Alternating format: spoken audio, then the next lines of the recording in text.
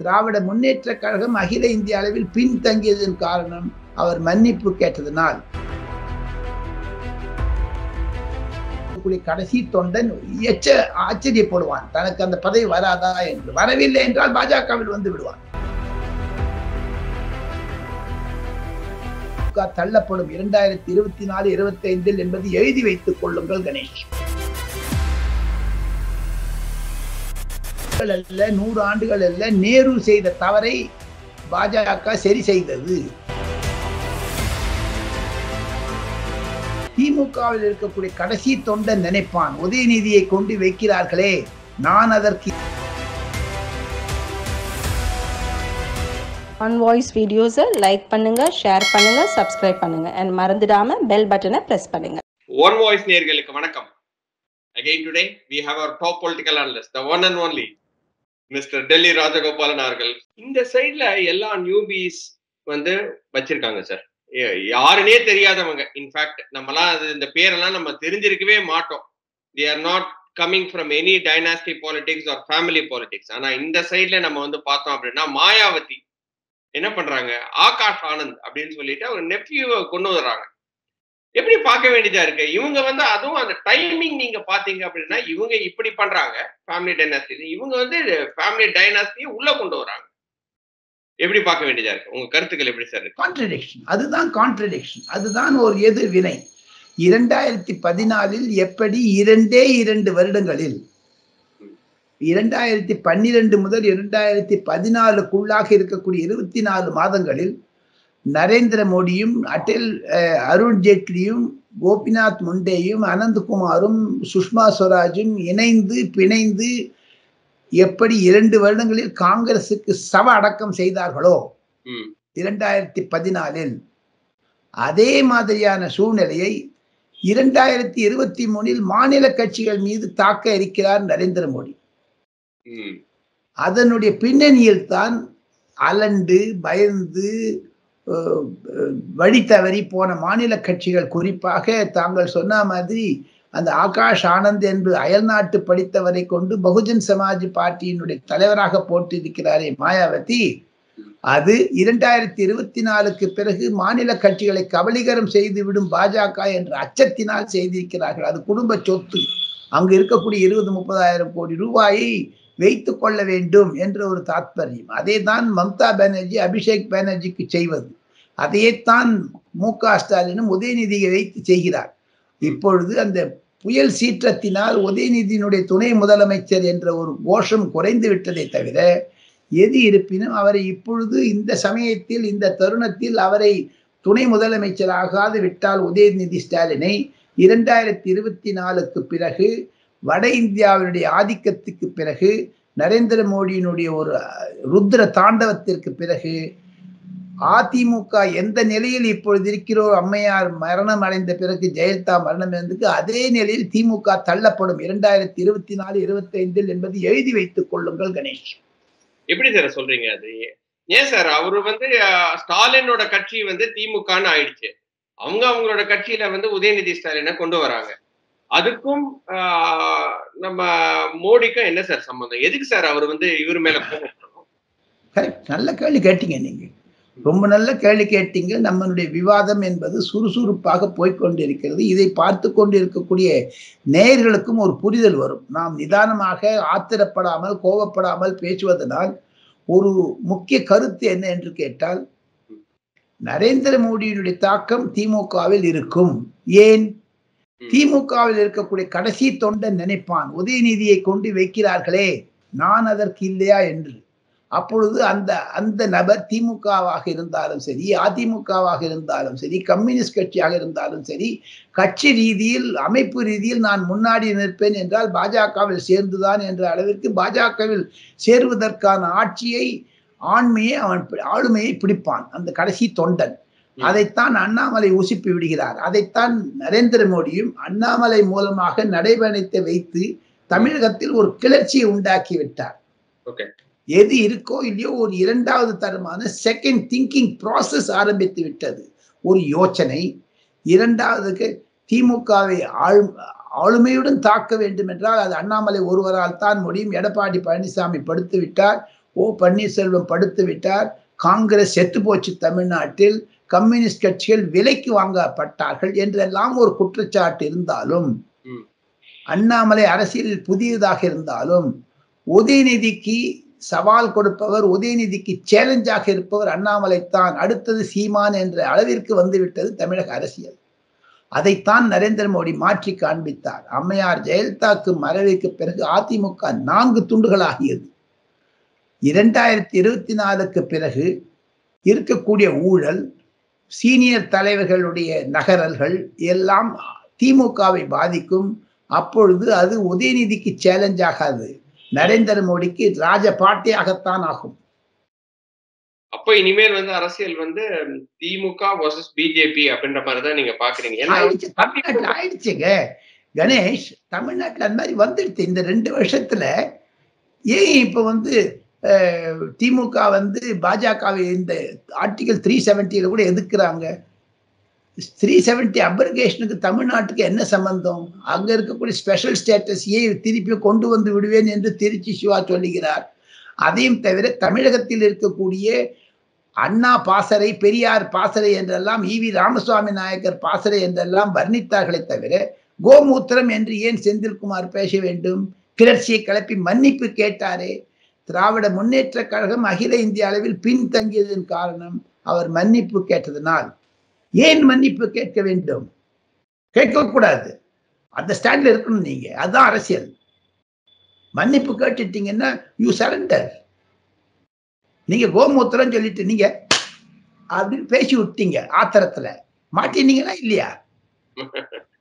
Corner பண்ணங்களா இல்லையா அப்படின்ற மாதிரி தான் வந்து தோணுச்சு. அதனால அவர் உதயநிதி மாதிரி உளறினாரா இல்லையா? கோமூத்திரம் என்று பிரமாதமா கனிமொழி கூட மாட்டினாங்க. பேசினாரோ இவரும் அது மாதிரிதான் பேசினாரு. ஆனா உதயநிதி வந்து மன்னிப்பு கேட்கலையே சார். கடைசி வரைக்கும் அவர் ஸ்டாண்ட்ல நின்னுட்டாரு.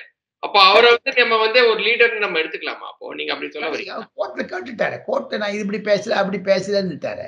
அதே மாதிரி கனிமொழி கூட மன்னிப்பு கேட்காமல் ஜெயலலிதாவினுடைய புடவையை உருவியது திராவிட முன்னேற்ற கழகம் என்று நிர்மலா சீதாராமன் லோக்சபாவில் பழி போட்ட போது கனிமொழி எங்கே சென்றார்? ஏன் வெளிநடப்பு செய்தார்கள்? சோ இதெல்லாம் ஒரு கார்னர் பண்றது தமிழக வாக்காளர்களிடையே ஒரு கிளர்ச்சியை உண்டாக்கும். நாம் இருவரும் பேசக்கூடிய இந்த தாற்பயம் தமிழக மக்களிடையே ஒரு புது உணர்ச்சியை கொண்டு வரும் கணேஷ்.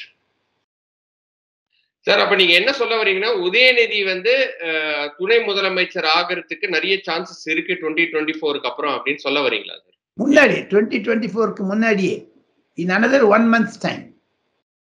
ஓ, இன்னும் 1 மாசத்துல வந்து அவரை வந்து துணை முதலமைச்சர் ஆக்கிடுவாங்க அப்படின்ற மாதிரி தான் பாக்குறீங்க. ஏன்னா வந்து இன்னும் வந்து அந்த மழையின் சீற்றம் வந்து கம்மி ஆகலையே சார். இன்னும் ஒழுங்காவே பண்ணல அப்படின்ற மாதிரி திமுக மேல மிகப்பெரிய ஒரு அதிருப்தி இருக்கு.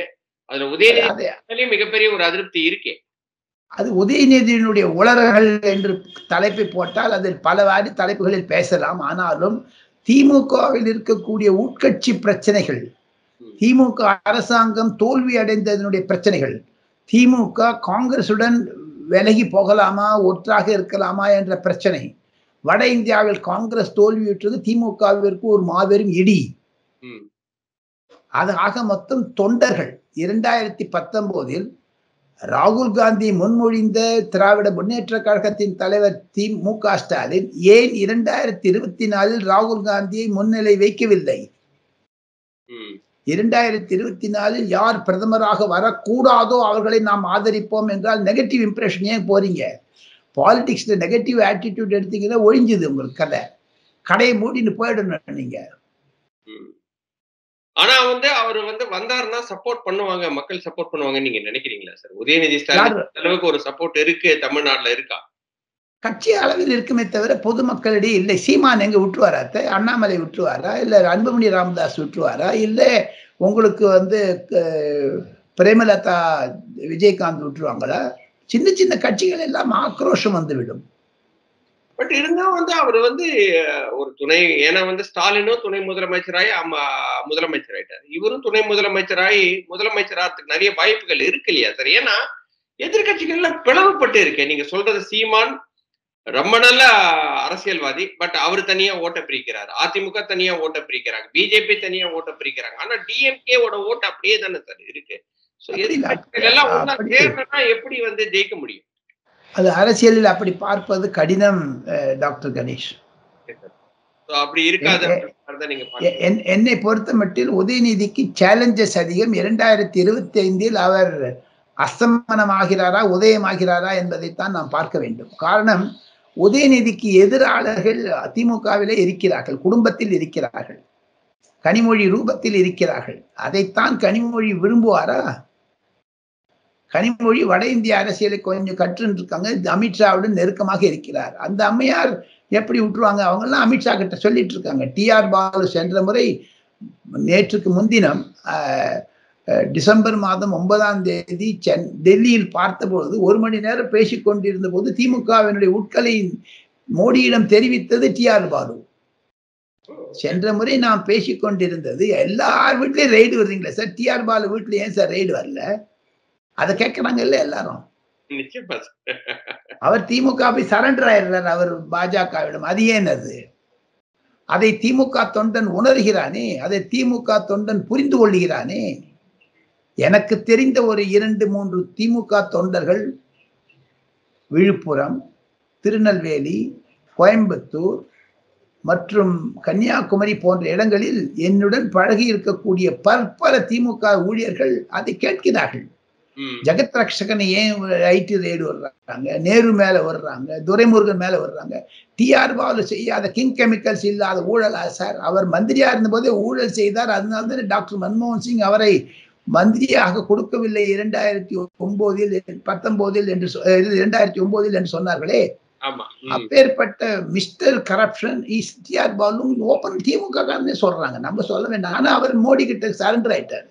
உள்கட்சி பிரச்சனைகள்லாம் சொல்லுகிறாரோ என்ற ஒரு அச்சம் சில திமுக எம்பிக்களிடையே நிலவுகிறது. அதை வெளிப்படையாக சொல்ல ஆரம்பித்திருக்கிறார்கள். ஆக இந்த மாட்டி 80 வயது ஆன குடுகுடு தாத்தாவான டிஆர் பாலுக்கு இந்த முறை லோக்சபா சீட் கிடைக்காது. அவருடைய மகனை மந்திரியாக்கி விட்டார்கள். எப்படி வட இந்தியாவில் கடைசி பாஜக தொண்டனுக்கு பதவி கொடுத்து அழகு பார்க்கிறதோ பாஜக, அதே மாதிரி திமுகவில் இருக்கக்கூடிய கடைசி தொண்டன் ஆச்சரியப்படுவான், தனக்கு அந்த பதவி வராதா என்று. வரவில்லை என்றால் பாஜகவில் வந்து விடுவான். அதைத்தானே அண்ணாமலை ஊசிப்பி விடுகிறார். 100%. Last 1 minute, sir. Last question. Article 370 again been upheld by Supreme Court. எப்படி சார் பாக்குறீங்க? இது பாஜகவிற்கு கிடைத்த மாபெரும் வெற்றி டாக்டர் கணேஷ். காரணம், 50 ஆண்டுகள் அல்ல, 100 ஆண்டுகள் அல்ல, நேரு செய்த தவறை பாஜக சரி செய்தது. நேரு காஷ்மீரை விற்று கொடுத்தார். சீஸ்ஃபயருக்கு அந்த காஷ்மீரை எடுத்துட்டு இருக்கலாம். 70 ஆண்டுகள் பிறகு நரேந்திர மோடி எடுக்கக்கூடிய சூழ்நிலைக்கு கொண்டு விட்டார்களே. காங்கிரஸ் செய்த துரோகம், பண்டிட் ஜவஹர்லால் நேரு என்று சொல்லக்கூடிய உயர்ந்த மனிதன் செய்த மாபெரும் பச்சை துரோகம் இந்தியருக்கு. அதைத்தானே சர்தார் வல்லபாய் பட்டேல் சொன்னார். அதைத்தானே சி ராஜகோபாலாச்சாரி தன்னுடைய சுவராஜ்யா பத்திரிகையில் எழுதியும் இருக்கிறாரே 1965, 70, 72 காலகட்டங்களில். ஆக இந்த சரித்திரத்திற்கு ஒரு முடிவு கொண்டு வந்து அதை சரித்திரமாக்கியது நரேந்திர மோடியினுடைய ஆளுமை. எப்படி 2019 பதவிக்கு வந்த உடனேயே அந்த ஆர்டிகிள் 370 அப்ரிகேட் பண்ணி பதவி முடியும் காலத்தில் 2024 முன்காலத்தில் அதை ஒரு சரிசமாப் செய்து கோர்ட்டிலிருந்து தன்னுடைய ஒரு ரூலிங்கை வாங்கி வைத்தாரே, அது நரேந்திர மோடி. ராமர் கோவிலை கட்டிய பெருமை நரேந்திர மோடிக்கு. ஆர்டிகிள் 370 நிராகரித்த பெருமை நரேந்திர மோடிக்கு. ட்ரிபிள் தலாக்கை கொண்டு வந்தது நரேந்திர மோடிக்கு. அதை தவிர பற்பல ஏழை எளிய மக்களை வட இந்தியாவில், குறிப்பாக ஹிந்தி பேசக்கூடிய மாநிலங்களான 9 மாநிலங்கள், அங்கு உத்தரப்பிரதேசம், ராஜஸ்தான், சத்தீஸ்கர், ஜார்க்கண்ட், ஹரியானா, ஹிமாச்சல் பிரதேஷ் போன்ற இடங்களில் எல்லாம் ஒட்டுமொத்து பார்த்தால் 312 லோக்சபா சீட் வருது. அந்த 312 இடங்களில் குறைந்தது 240 இடங்களை பாஜக பிடித்துவிடும். காங்கிரஸ் தான் வந்து அந்த பின்னணியில் பார்த்தால் 3வது முறையாக நரேந்திர மோடி வருவார் என்பதுதான் வட இந்தியாவில் இருக்கக்கூடிய ஒரு சூழ்நிலை. அது எப்போன்னா மாறலாம், ஆனால் மாறாது என்ற ஒரு ஆளுமை இருக்கிறது புது முதலமைச்சர்கள் போட்டது. ரொம்ப ரொம்ப நன்றி நம்மளோட क्वेश्चंस எல்லாம் ஆன்சர் பண்ணதுக்கு. இன்னொரு வீடியோல அடுத்த வாரமே சந்திக்கிறேன் sir. But next video will be from India. So அதனால welcome to India, welcome to India, welcome to Bharat. Welcome to Bharat. நிச்சயமா சார். ரொம்ப ரொம்ப நன்றி. இன்னொரு வீடியோ சந்திக்க நன்றி. வணக்கம் சார். ஆன் வாய்ஸ் வீடியோஸை லைக் பண்ணுங்க, ஷேர் பண்ணுங்க, சப்ஸ்கிரைப் பண்ணுங்க அண்ட் மறந்துடாம பெல் பட்டனை பிரஸ் பண்ணுங்க.